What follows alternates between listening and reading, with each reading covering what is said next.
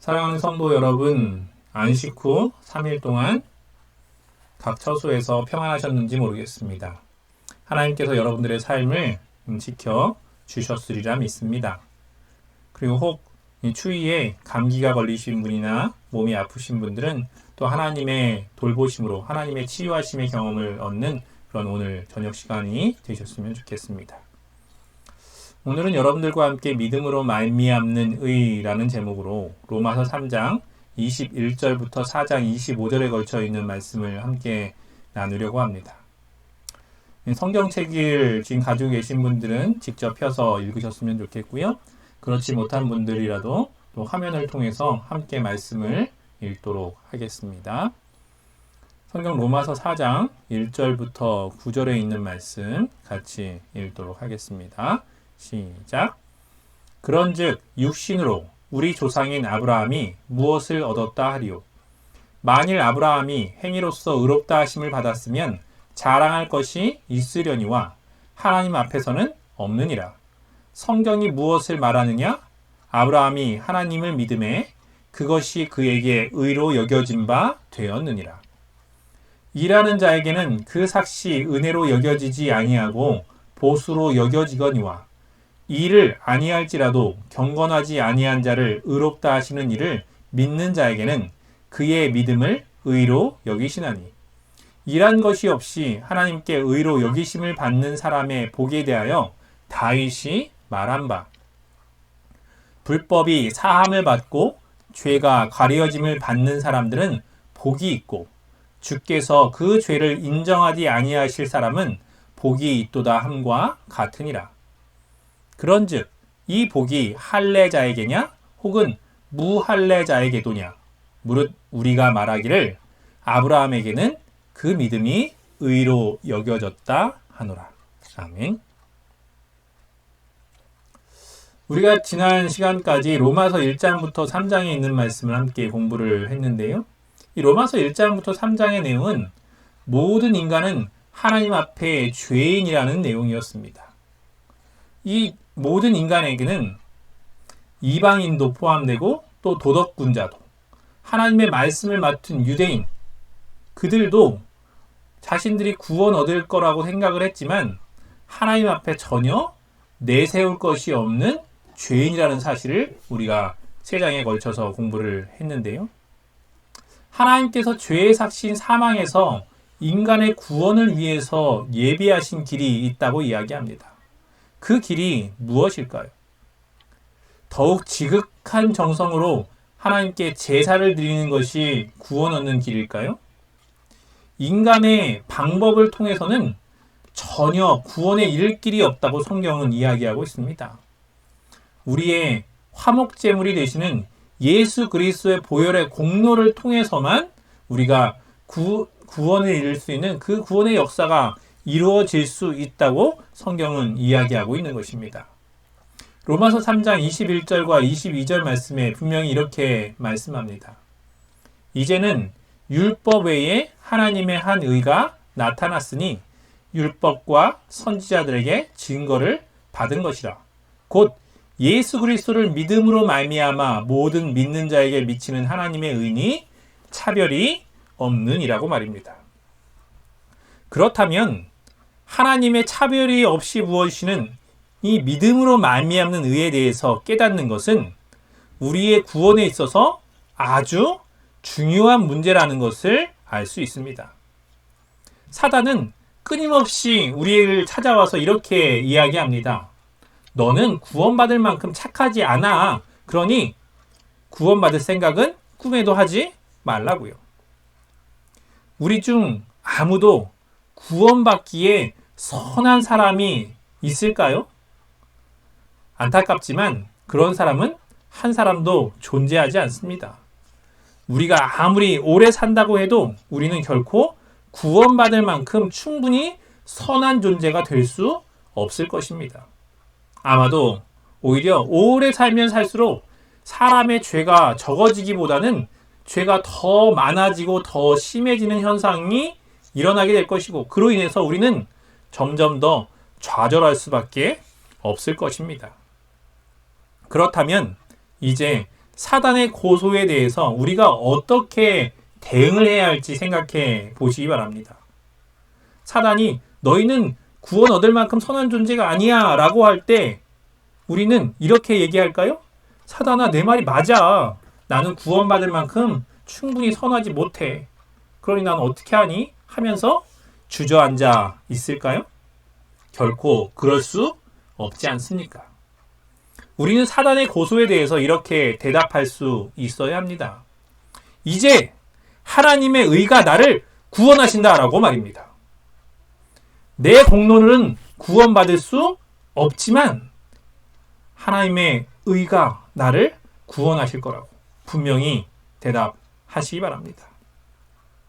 우리가 믿음으로 말미암는 의를 이해할 때 사단이 우리를 결박하는 족쇄가 부서지게 될 것입니다. 그리스도께서 비난과 정죄에서 우리를 해방시켜 주신 것을 알기에 우리는 주님의 십자가를 바라볼 때마다 담대히 하늘을 향해 나아갈 수 있는 것입니다. 복음에 대한 사도 바울의 정의는 한마디로 하나님의 의입니다. 바울이 뜻하는 복음은 하나님 자신이 계획하시고 하나님 자신이 시도하신 의라는 것입니다. 우리 인간에게는 그 하나님의 계획하시고 시도하신 의에 아무런 역할이 없음을 여러분 기억해야 할 필요가 있습니다. 이 구속의 계획은 에베소서 1장 4절부터 5절에 이렇게 말씀하고 있는데요. 곧 창세전에 그리스도 안에서 우리를 택하신 그 계획. 이 계획에는 우리 인간이 아무런 공로를 내세울 것이 없습니다. 아무런 공헌이 없이 전적으로 예수 그리스도에 의하여 완성되었다는 것이 바로 믿음으로 말미암는 이 하나님께서 우리를 구원하시려고 하는 계획의 핵심입니다. 이제 로마서 3장 25절부터 27절에 있는 말씀을 보겠는데요. 이 말씀도 같이 읽도록 하겠습니다. 이 예수를 시작.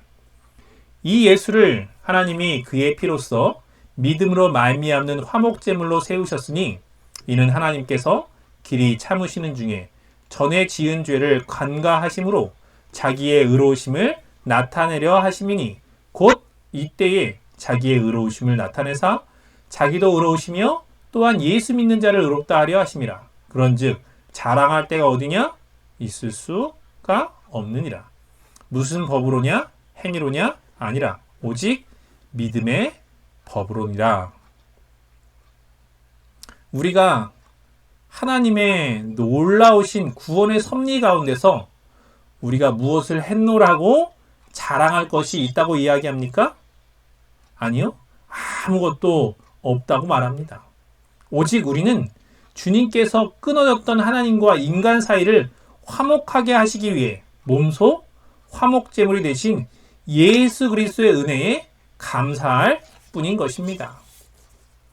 사람들은 공짜에 대해서 별로 익숙해하지 못하는 것 같습니다. 공짜라면 양잿물도 마신다고 하지만 사실 공짜라고 얘기하면 많은 사람들이 의심의 눈초리로 쳐다보지 않습니까? 무언가 자기 몸이 움직이고 발버둥을 쳐서 얻어야 안도하시는 것이 인간의 본성이기 때문에 그런 것 같습니다. 만약에 어떤 병으로 인해서 죽어가는 환자가 있는데 그 환자에게 가만히 있으면 나을 거라고 이야기를 한다면 그 환자가 어떤 반응을 보이겠습니까? 이제 때가 되었나 보다 하고 병세가 더욱 악화되는 경우들을 볼 수 있습니다.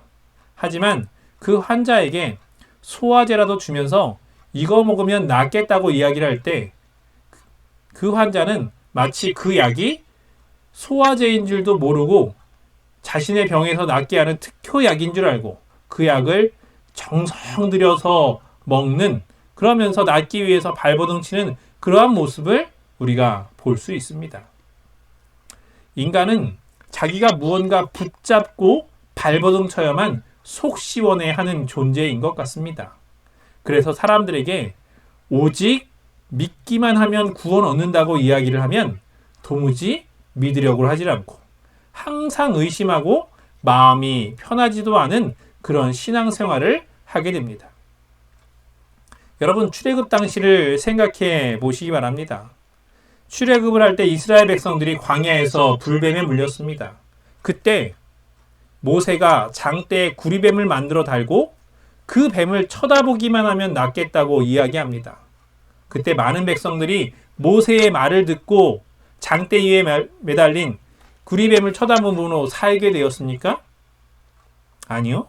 안타깝지만 너무 쉬운 방법을 이야기하니까 많은 사람들이 믿지 않아서 결국 죽음을 당한 일을 우리는 잘 알고 있습니다. 사람들은 쉬운 것은 거부하려는 경향이 있습니다. 그래서 더 고생스럽지만 군대를 가도 해병대에 가려는 사람들이 여전히 많이 있고 더 많은 희생을 요구하는 종교 집단에 한 사람도 안 갈 것 같은데 오히려 많은 사람이 그리로 몰려드는 안타까운 모습을 보게 됩니다.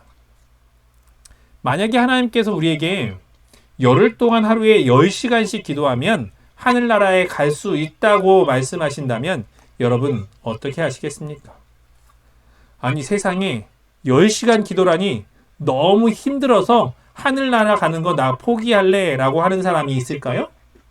아니요. 오히려 그렇게 하면 확실히 하늘나라에 간다고 한다니까 평소 기도하라고 할 때 10분 기도하기도 힘들어하던 사람들이 한 말 또 하고 한 말 또 해서라도 10시간씩 10일을 채우려고 들 것입니다. 이것이 바로 인간의 속성이라는 것입니다. 우리가 잘 아는 것처럼 단군 신화에 나오는 웅녀 이야기 무엇을 보여줍니까? 인간의 공로를 통해서 구원받을 수 있음을 잘 보여주는 모습이 그 속에 담겨져 있지 않습니까? 아브라함이 무엇으로 의롭다 하심을 받았습니까? 바울이 복음을 전할 때 유대인들은 믿음으로 구원함을 받는다고 하니까 크게 반발합니다. 아브라함이 떠나라고 하시니까 그냥 떠나고 이삭을 바치라고 하니까 자기 아들을 칼로 하나님께 바칠 정도로 순종하는 행위가 있었으니까 그가 의롭다함을 받은 게 아니냐고 많은 사람들이 주장을 했습니다. 그런데 그에 대해서 사도 바울은 로마서 4장 2절과 3절에 이렇게 말씀합니다. 같이 읽습니다. 시작. 만일 아브라함이 행위로서 의롭다 하심을 받았으면 자랑할 것이 있으려니와 하나님 앞에서는 없느니라. 성경이 무엇을 말하느냐? 아브라함이 하나님을 믿음에 그것이 그에게 의로 여겨진 바 되었느니라. 아멘. 하나님께서 아브라함을 의롭다고 여기신 때가 언제입니까? 아브라함이 갈대아 우르에서 떠나는 행동이 있은 후였습니까? 아니면 이삭을 바치는 일이 있은 후였습니까?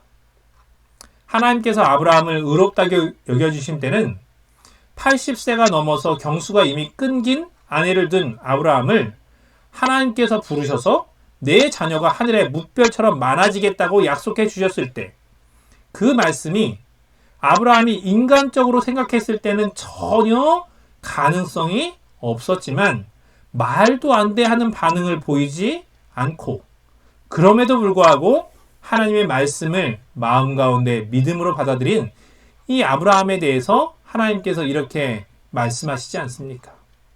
창세기 15장 6절에 아브라함이 여호와를 믿으니 어떤 여호와 하나님의 약속입니까? 인간적으로 전혀 믿어지지 않는 것을 약속하신 그 하나님을 믿으니 여호와께서 그의 의로 여기셨다라고 말씀하고 있습니다.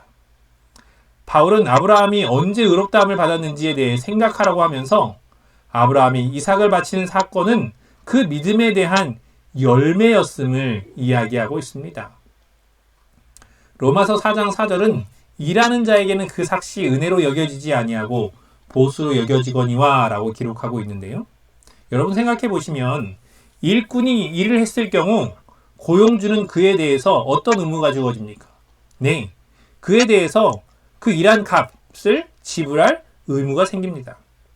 고용주는 일꾼에 대해 채무를 지게 되는 것이죠. 이것이 일반적인 순리입니다. 마찬가지로 아브라함이 내세울 만한 의의 행위가 있었다면 하나님은 그에 대해 그만한 대가를 지불하셔야 했을 것입니다.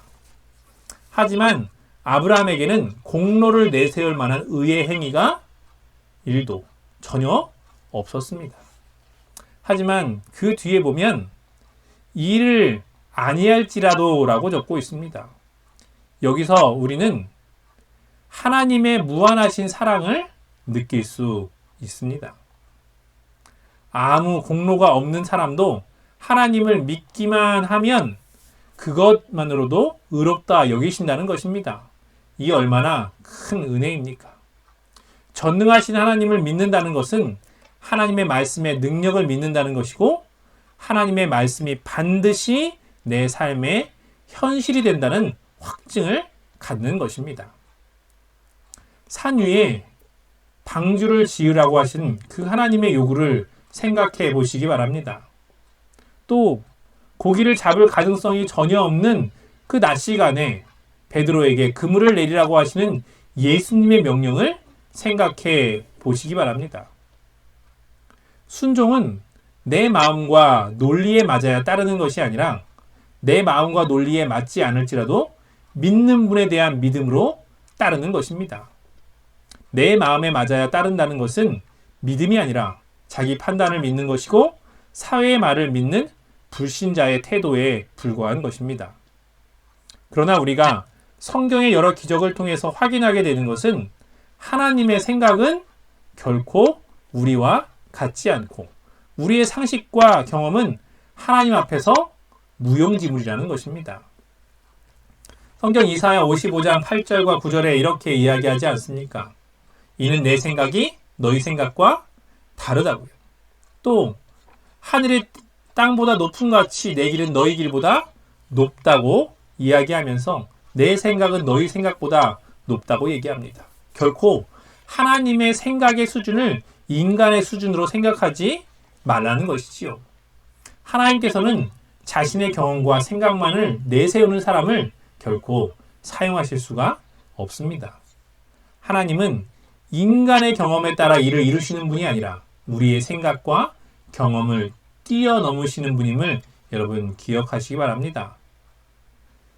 오늘 본문에 나오는 믿음의 사람, 이 아브라함이 믿은 하나님은 이러한 분입니다. 로마서 4장 17절 말씀 같이 읽겠습니다. 17절부터 18절까지입니다. 시작. 기록된 바 내가 너를 많은 민족의 조상으로 세웠다 하심과 같으니 그가 믿은 바 하나님은 죽은 자를 살리시며 없는 것을 있는 것으로 부르시는 이시니라. 아브라함이 바랄 수 없는 중에 바라고 믿었으니 이는 내 후손이 이같이 되리라 하신 말씀대로 많은 민족의 조상이 되게 하려 하심이라. 우리가 믿음으로 말미암는 의를 믿는다는 것은 인간의 이성으로 전혀 가능성이 없는 죽은 자가 살아나는 것, 없어진 것이 다시 나타나는 것처럼 창조주 하나님, 부활의 주 예수님, 가능성이 없는 인간을 쓸모있는 인간으로 변화시키는 그런 하나님을 믿는 것입니다. 그래서 파스칼은 이렇게 이야기하지 않습니까? 믿음이란 이성을 십자가에 못 박는 행위다. 믿음은 단지 관념이 아니라 행위라고 이야기하고 있습니다. 우리의 생각의 모든 것들, 내 것들, 내 경험들, 그런 내 환경들에 대한 의해서 쌓여져 온 모든 것들을 십자가에 못 박는 행위라고 말입니다. 이제 로마서 4장 19절로 22절에 있는 말씀 보겠는데요. 같이 읽습니다. 그가 시작. 그가 100세나 되어 자기 몸이 죽은 것 같고 사라의 태가 죽은 것 같음을 알고도 믿음이 약하여지지 아니하고 믿음이 없어 하나님의 약속을 의심하지 않고 믿음으로 견고하여져서 하나님께 영광을 돌리며 약속하신 그것을 또한 능히 이루실 줄을 확신하였으니 그러므로 그것이 그에게 의로 여겨졌느니라. 죽은 것 같다라는 것은 사실 이미 죽었다라는 뜻과 별반 차이가 없습니다. 아브라함이나 사라는 인간적으로 아기를 가질 가능성이 전혀 없었다라는 것입니다. 그럼에도 불구하고 아브라함은 그의 믿음이 전혀 약하여지지 않았습니다. 왜냐하면 그 말씀하신 분에 대한 신뢰함 때문에 그렇습니다. 우리는 말씀을 듣고 뜨거운 가슴을 갖게 될 때가 있습니다. 그런데 현실의 절벽을 만나면 하나님의 말씀도 소용이 없다는 생각을 하게 되곤 합니다. 분명 그분이 약속하신 것을 이루어 주실 것임을 믿는 믿음의 사람이 되어야 하는데, 우리가 단지 현실의 장벽 때문에 무너진다면 그것은 믿음이 아닐 것입니다. 현실의 장벽이 있을지라도 확신을 가지고 하나님의 약속을 붙잡고 기도하면 하나님은 분명 우리의 기도에 응답해 주실 것입니다. 이 룻기에 나오는 불임절의 역사를 생각해 보면 하만이 이스라엘 백성들, 특별히 모르드게를 죽이기 위해서 준비한 장대에 하만 자신이 달려 죽는 일로 역전시키시는 하나님의 놀라운 능력을 우리는 확인하지 않았습니까? 히브리서 11장 6절에는 믿음이 없이는 하나님을 기쁘시게 하지 못한다고 이야기하면서 하나님께 나아가는 자는 반드시 그가 계신 것과 또한 그가 자기를 찾는 자들에게 상 주시는 이심을 믿어야 할지니라 라고 기록하고 있습니다. 믿음으로 말미암아 구원을 얻었다는 것은 참으로 놀라운 일이고 너무나 감사한 일인데, 문제는 우리의 삶 속에서 믿음으로 말미암아 구원받았다는 사실이 힘있게 나타나지 않는 데 있습니다. 믿음의 능력이 실생활에서 힘있게 드러나야 할 텐데 전혀 그렇지 못한 상황입니다. 그렇기 때문에 믿기는 믿는데 아무런 변화가 없습니다. 이것이 많은 성도들이 느끼는 진퇴양난의 어려운 상황입니다. 그렇다면 왜 우리가 신앙생활을 하는데 이런 침체와 정체가 생기는 것일까요? 그것은 한마디로 신앙을 관념화시켰기 때문에 그렇습니다.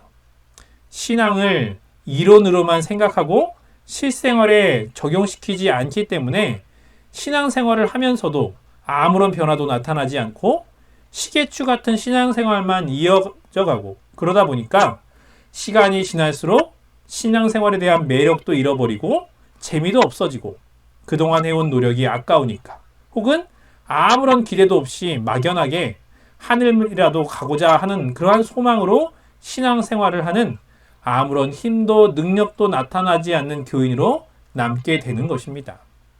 가끔 믿음에 대해서 이렇게 이야기하는 분들이 있습니다. 믿음은 말이지 나이가 들수록 더욱 중요해. 특히 60대 이후에는 꼭 필요한 거야. 왜냐하면 자녀들도 모두 떠나고 친구들도 하나둘 저 세상으로 떠나가고 나면 그 빈자리가 크게 느껴지는데, 믿음 생활을 하면 그 허전한 마음을 채워줄 수 있는 힘이 되니까 그래서 우리가 믿음 생활을 해야 하지 않겠어? 라고 이야기하는 것이죠. 그러나 믿음은 결코 그런 허전한 자리를 채워주는 도구의 수준이 아닙니다.